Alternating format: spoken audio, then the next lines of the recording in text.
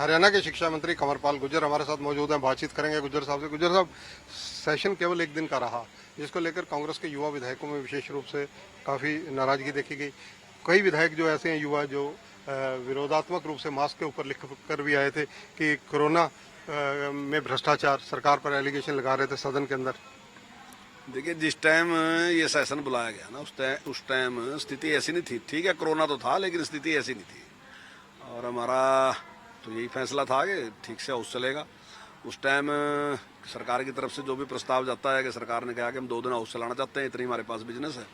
लेकिन बीएसी की मीटिंग में हमेशा इस प्रकार की चर्चा होती है, क्योंकि विपक्ष के जो नेता हैं वो हमेशा कहते हैं कि भाई हमारे पास ज़्यादा मुद्दे हैं, हम उस पर चर्चा करें। वो हमेशा टाइम बढ़ता है, उसमें कोई पहली बार नहीं है। पिछले 5 साल में जब भी सरकारें रही तो जितने भी सेशन इनमें सारों में टाइम बढ़ता था। अब की बार भी ऐसे ही था, अगर विपक्ष के नेता कहते टाइम बढ़ता। लेकिन अचानक जिस प्रकार की परिस्थितियाँ बन गई, जैसे माननीय मुख्यमंत्री जी कोरोना पॉजिटिव हो गए, विधानसभा के माननीय अध्यक्ष कोरोना पॉजिटिव हो गए, बड़ी संख्या में विधायक कोरोना पॉजिटिव हो गए, स्टाफ के कुछ लोग भी कोरोना पॉजिटिव हो गए, जो सुरक्षा में लोग आए थे 50 में से 11 या 12 कुछ पॉजिटिव हो गए। तो उससे एकदम एक इस प्रकार की परिस्थितियाँ बढ़ गई कि भाई अगर हम लंबा चलाएंगे तो शायद कोई भी जो है हमें जिम्मेदार नहीं मानेगा कि भाई आपने जिम्मेदारी से कोई काम किया। और वो केवल सरकार की तरफ से नहीं, नेता प्रतिपक्ष का भी विचार यही था। जब नेता प्रतिपक्ष के साथ बात की गई तो नेता प्रतिपक्ष ने एक बार भी नहीं है कहा, उन्होंने बिल्कुल कहा कि बिल्कुल आपकी बात सही है, मैं भी आपकी बात सहमत हूँ। और आप अभी जो जरूरी काम है, क्योंकि एक नियम है कि 6 महीने में सेशन बुलाना अति आवश्यक है, और वो हमारा टाइम पूरा रहता। तो अब आप जो जरूरी काम है वो आप कर लें, और उसके बाद आप बाद में सेशन बुला लो, उसके बाद जो भी विषय है उन पर डिस्कशन कर लेंगे। तो बिल्कुल उसकी सहमति के साथ ही वो किया। मेरा ख्याल है शायद जो नए विधायक हैं ना जी, अभी नए हैं तो शायद इस प्रकार की जानकारी नहीं होगी। मैंने हाउस में ये बात कही भी थी कि जो बात भूपेंद्र सिंह हुड्डा जी ने कही ना, वो भूपेंद्र सिंह हुड्डा जी की बात नहीं है, वो कांग्रेस की बात है। जितने विधायक है सारों की बात वही है, जो एक बार उन्होंने कह दिया तो वो सारे लोग उससे सहमत हैं। अब ये तरीका नहीं आप कह सकता कि हुड्डा साहब तो वहाँ कोई बात कर है और उसके बाद आप खड़े जाएं। शायद नए होने की वजह से ये रहा होगा कि उन्हें इस बात का कई बार होता है ना जी, जो नया मेंबर होता है उससे हो जाता है कई बार। वो कोई भी होता है, वो मैं भी हूँ, अगर मैं भी नया था तो मैं भी कर सकता हूँ ऐसे। जिस प्रकार से उन्होंने अपने मास्क पर कांग्रेस के ज्यादातर विधायकों ने कोरोना में भ्रष्टाचार लिखकर विधानसभा में भी बैठे रहे, इस चीज को कैसे देखते हैं आप? देखिए, भ्रष्टाचार कहीं नहीं आया। अब ये इस तरीके से बोल के चाहते हैं कि शायद इनकी बात कोई मानता नहीं है हरियाणा में। आज पिछले सरकार इतने लंबे टाइम तक सरकार चली, आज तक हर बार ये ऐसे नारे लगाते थे। और आप तो हाउस में रहते हैं, हर बार आपने देखा होगा। तो आज तक ये कुछ भी सिद्ध नहीं कर सके। और इन अब 9 महीने अब भी, 8-9 महीने अब भी सरकार को बने, और पिछले 5 साल में एक भी कोई भ्रष्टाचार का आरोप नहीं है। और जिन आरोपों की बात कर रहे हैं ना जी, इन्होंने कोई मुद्दा उठाया था क्या?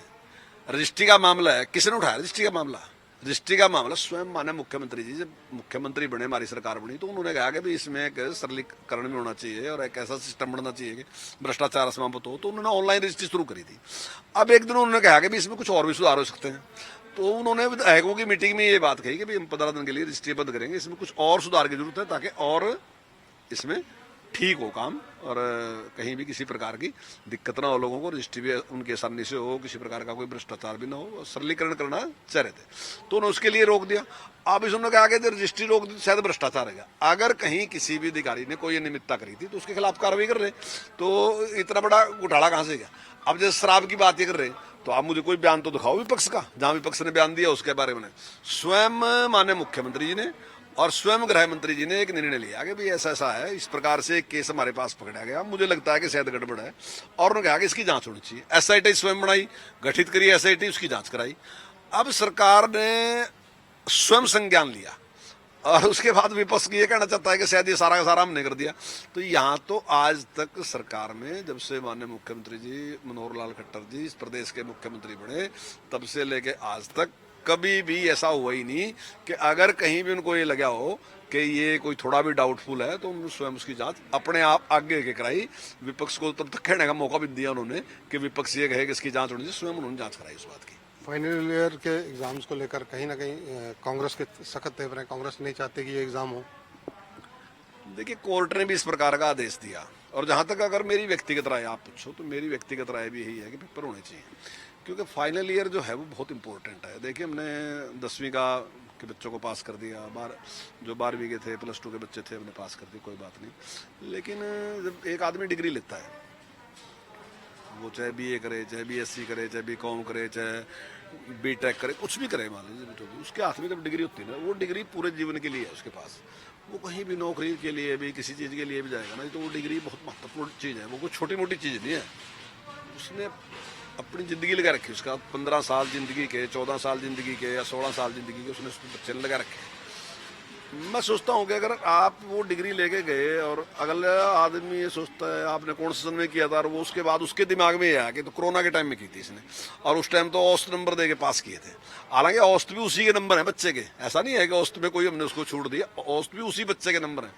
लेकिन अगर वो ये बात सोचे कि ये बच्चा तो औसत नंबर लेके उस टाइम पास हो गया था और पता नहीं कैसा है कैसा नहीं, तो मैं समझता हूँ कि ये उसके साथ बेइंसाफी है उस बच्चे के साथ, कि उसने बहुत मेहनत कर रखी, मतलब इतनी मेहनत करके यहाँ तक आया, और मैं उस टाइम लास्ट टाइम पे जाके ये कर दूँ, तो मैं ये समझता हूँ कि अगर मुझे कुछ भी खर्च करना पड़े, मुझे कितने भी संसाधन लगाने चाहिए पड़े, तो मैं लगाऊंगा उस बच्चे के लिए, उतने संसाधन लगाऊंगा, और वो ठीक तरीके से अपने पेपर दे और अपनी डिग्री ठीक तरीके से लिए। कोई कल उसको ये ना कहे कि तो कोरोना के टाइम में लिया था, कोरोना नहीं, उसकी मेहनत से मिली उसकी डिग्री, उसकी इंटेलिजेंस से मिली, वो इंटेलिजेंट है इतना, उसके नंबर इसलिए इतने नंबर हैं क्योंकि उसको ज्ञान है इतना, ऐसे नहीं आगे वैसे ही उसको दे दी कोई डिग्री, उसकी डिग्री उसकी मेहनत की है। तो मैं नहीं चाहता कि हमारे कोई बच्चे इस प्रकार से जाएं और कोई ये कहे कि भाई ये तो आप तो कोरोना काल में लिए थे, ये कोई बात नहीं, मुझे ऐसा ना उसके बारे में सोचे, बड़े गंभीरता से ले उसको कि नहीं।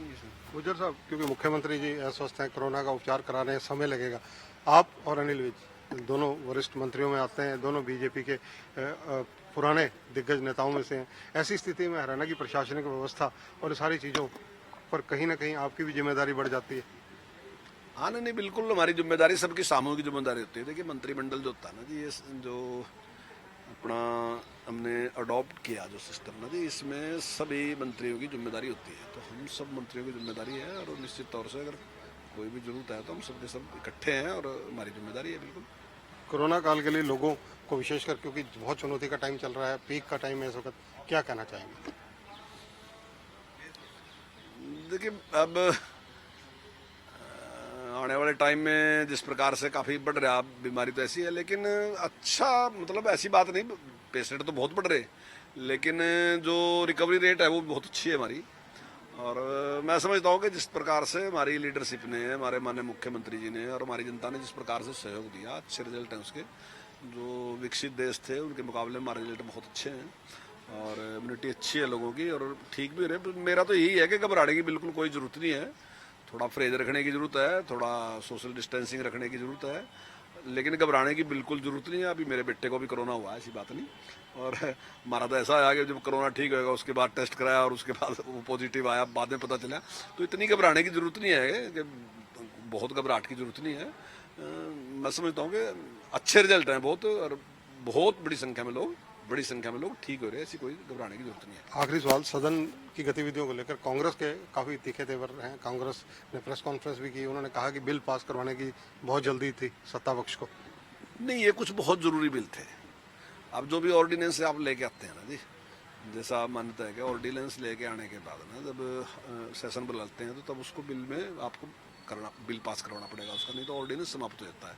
तो 8 तो ऑर्डिनेंस ही थे हमारे, 2 जो मैंने पीछे तो वित्तीय जो 2 बिल थे, तो 10 तो यही कि 2 हो रहा है, तो 12 थे, तो उसमें कोर्ट में केस था, और वो सारे के सारे जो अपना जो हमारे विपक्ष के नेता हैं माननीय चौधरी भूपेंद्र सिंह हुड्डा जी, उनके साथ सहमति के साथ 2 बिल पे उन्होंने ऐतराज किया था जो पंचायत से संबंधित थे, उनको उन्होंने ड्रॉप कर दिया। तो ये हैं कंवरपाल गुर्जर, हरियाणा के शिक्षा मंत्री हैं, वरिष्ठ नेताओं में हैं। इनका कहना है कि जो बिजनेस एडवाइजरी कमेटी की मीटिंग थी उसमें जो तय किया गया उसी के अकॉर्डिंगली सारा कुछ किया गया, और जहाँ तक एग्ज़ाम्स की बात है, एग्ज़ाम अवश्य सरकार कराएगी। कैमरामैन सुनील के साथ चंद्रशेखर धरनी, पंजाब केसरी टीवी, चंडीगढ़।